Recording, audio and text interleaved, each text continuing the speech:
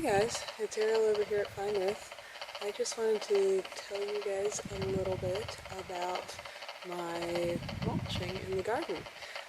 In keeping with what I do here, I try to show everybody the good and bad sides and hopefully maybe give you guys some good tips if you're doing similar things and maybe give you some things to look out for to not do yourself.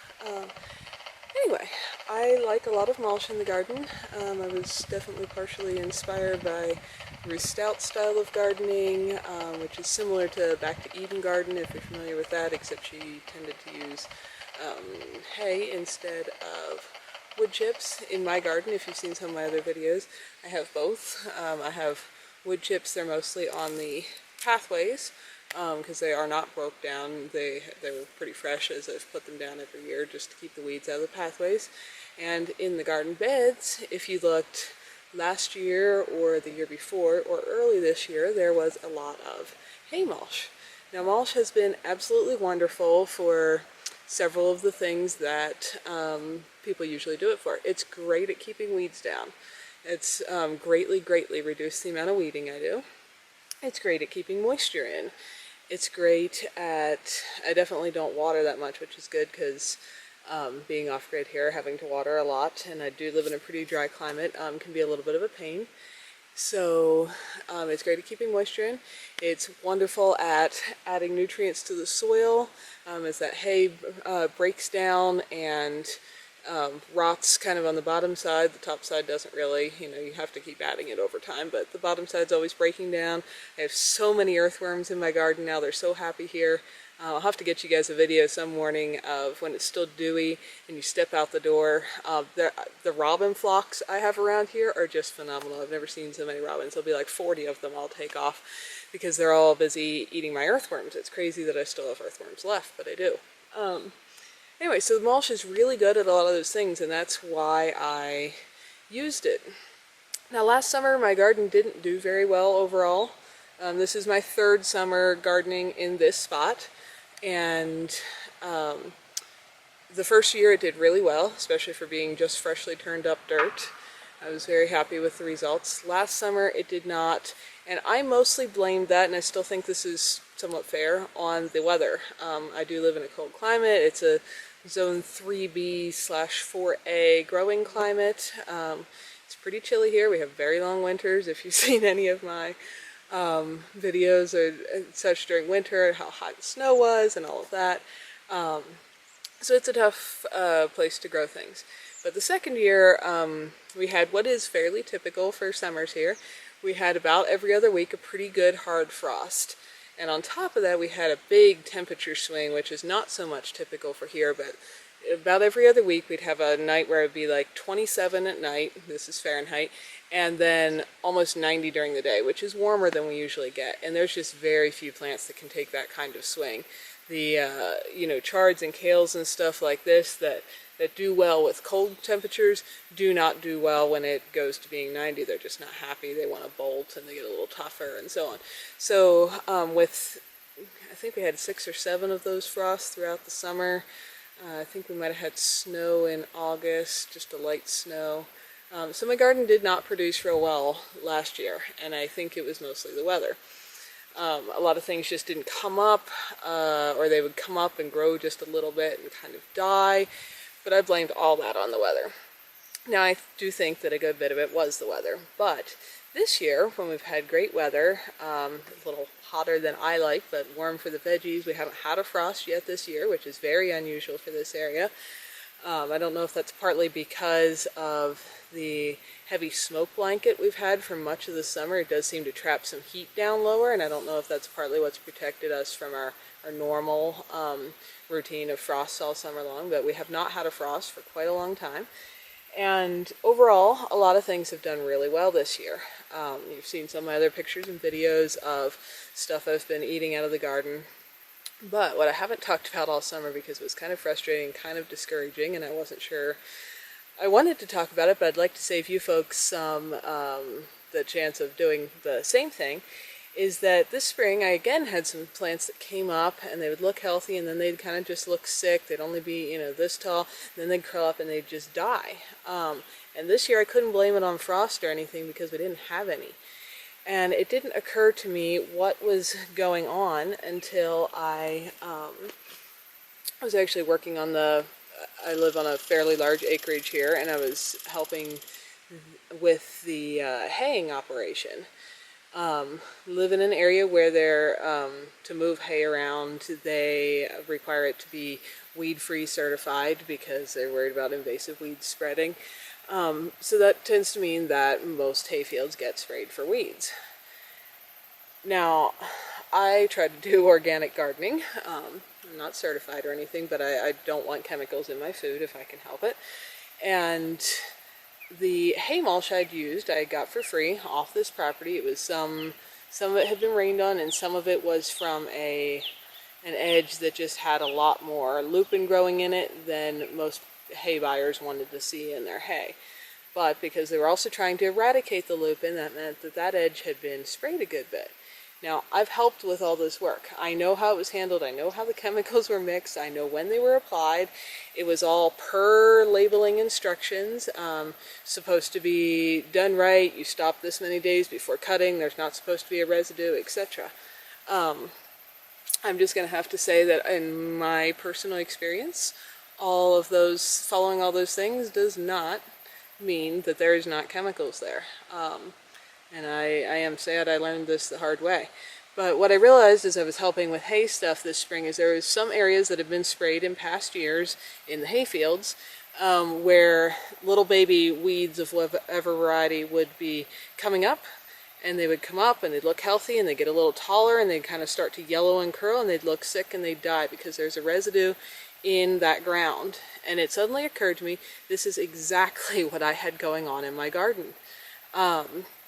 So I concluded that a lot of the problems with that was not weather related. It was due to there still being enough residue of those chemicals, it's a mixture of things that were used, but all designed to kill broadleaf plants, to leave just grass.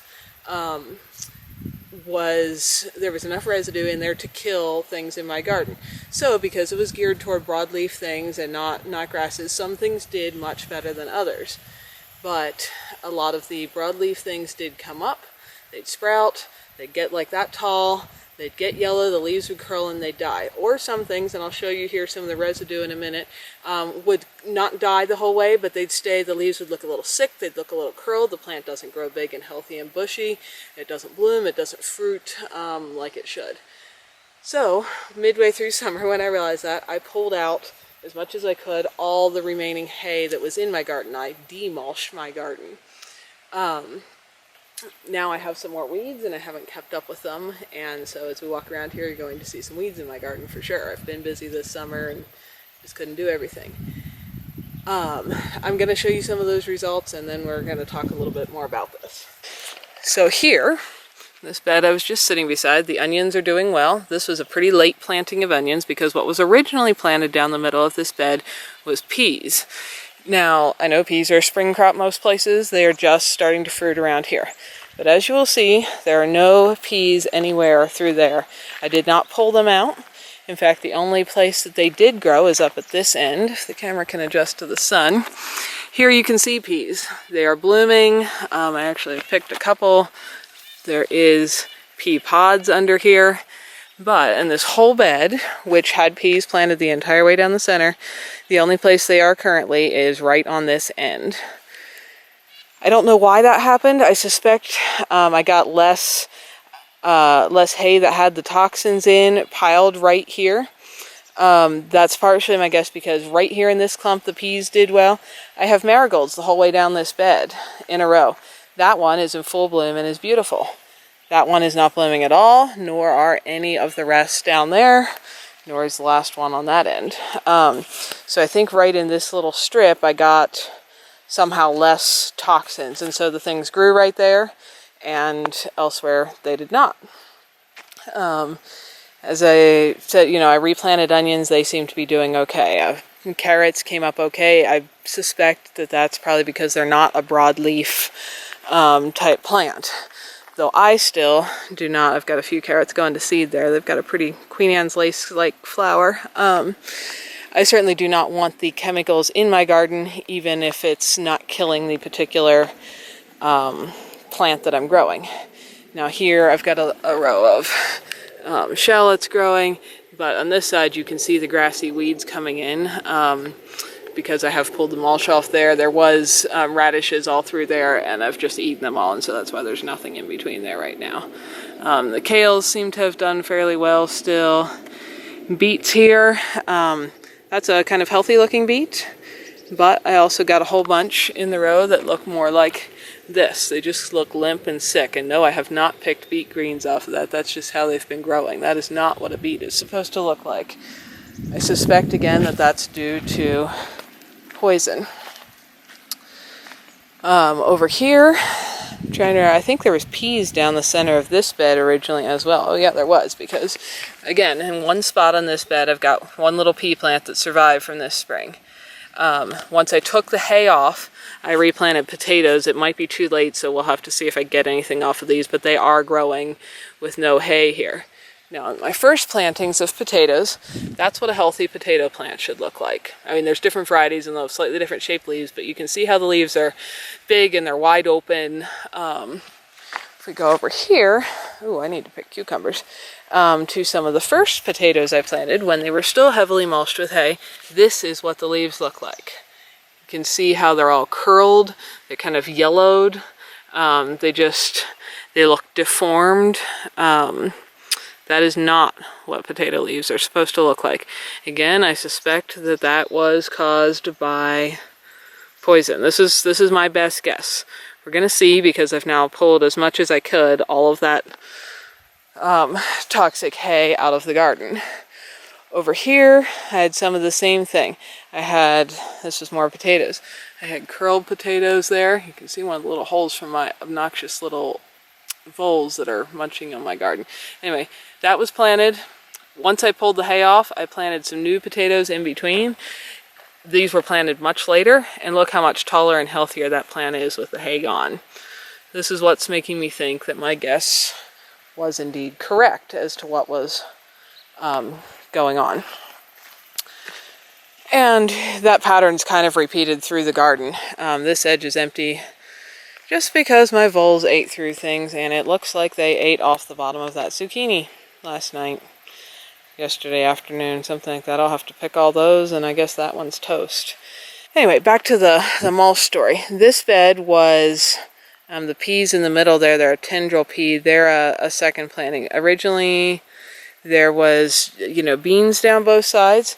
On this end, you can see there's some bean plants. They look totally sick, never really grew. In some areas it's totally bare. Here they look really sick. When you come down to this end, same planting, same time. Must have got, again, less toxins in this end. Look how tall and healthy these plants are. They're blooming. I've got some green beans ready to pick there, and they appear to be doing just fine, just at the other end of the bed. So, that's just a couple examples to show you why I'm thinking that my hypothesis on what happened with my mulch, why I think that I'm correct about that. I'm trying to decide now what I'm going to do this fall. I have some more hay that I got this year that came from an area that was never sprayed, but I'm trying to decide if I ought to leave the ground totally bare and open for a year or two, just to let the snow and rain and whatever help wash things back out of the soil to get rid of the residue, or if to keep the weeds down, like where you can see grass filling in now. If I should mulch it with the clean hay, I'm not sure. I haven't decided what I'm going to do, but that's just something to think about if you're going to do a mulch of any kind in your garden, because it's really frustrating to be growing things and having them dying, especially when you're trying to grow them naturally, because you accidentally put a mulch in your garden that still contained toxins. So that was super frustrating, very sad. Those should dissipate over time as water and everything keeps going through there, but that's chemical residues that I never wanted to have in my garden. Certainly didn't want them to be killing my veggies or making them deformed and sick looking. So that's just something to be cautious of for you guys if you're gardening and you're looking for mulch. There are all kinds of great places to get free garden mulches depending on what area you live in and what's prevalent there. Straws, hays, wood chips, all kinds of things. But you might want to very thoroughly check out what kind of chemical products were used on those products before you put them in your garden. Even including, like I said, even if all the directions were followed and things were harvested enough days after being sprayed that there's not supposed to be a residue, I'm just going to say in my personal experience, that is horseshit. It is still there, as you can just see from what I have shown you. Anyhow, that's a little bit of a sad story from my garden. Thankfully, some things are coming back through. Removing the hay seems to have helped. I have watered the garden a bunch, and we have had a good many rains this summer compared to our average. So hopefully that is going to wash out, and I'm hoping for better luck next year. But just a tip and a thought and something to be aware of as you guys think about mulches for your own gardens. Thanks for watching. Have a great day.